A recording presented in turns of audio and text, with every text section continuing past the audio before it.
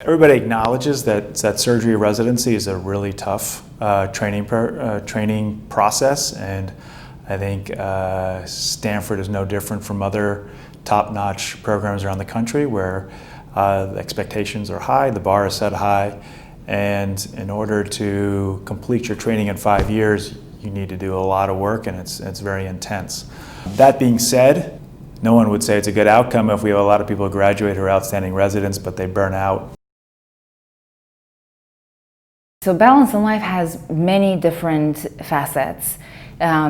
We have the every 6 weeks Lisa Post meetings. I think that's been valuable not only for a chance to talk to her, but also to come together with your residents who are at the same training level as you, who you may not get to work with as closely, since we're usually split up on different rotations, and just it's definitely comforting and then also helpful in some ways to hear that your experiences may not be unique and that a lot of people are having similar struggles through residency or facing similar challenges.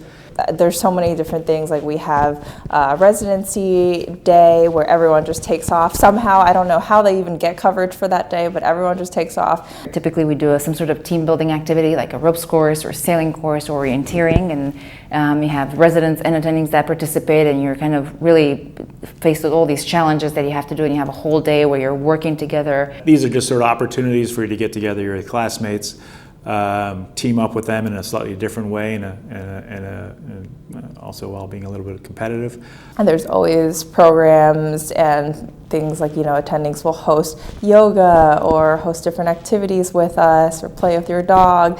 But I think the biggest part is how much we know it's out there. And just talking about it on a regular basis shows that people care. So I think in some ways that's an added benefit on its own. We are one of the first, I think the first academic institution in the country to have a chief wellness officer. Each department, clinical department, has a wellness director who works in conjunction to create programs and understand really what are those pebbles in your shoes that irritate your everyday work life. Myself and one of my classmates applied for one of the wellness grants at Stanford. We got $1,000, and so this allowed us to start the pilot.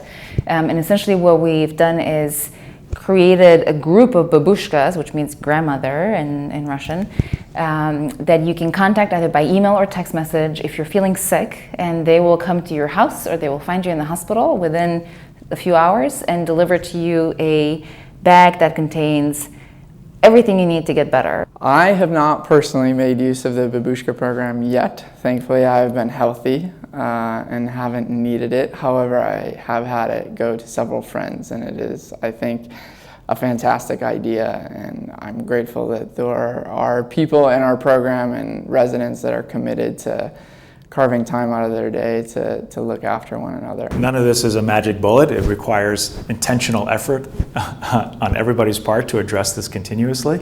Basically, I feel like everyone just cares so much about the residency wellness and my wellness in particular as well. So I have to thank Stanford for that.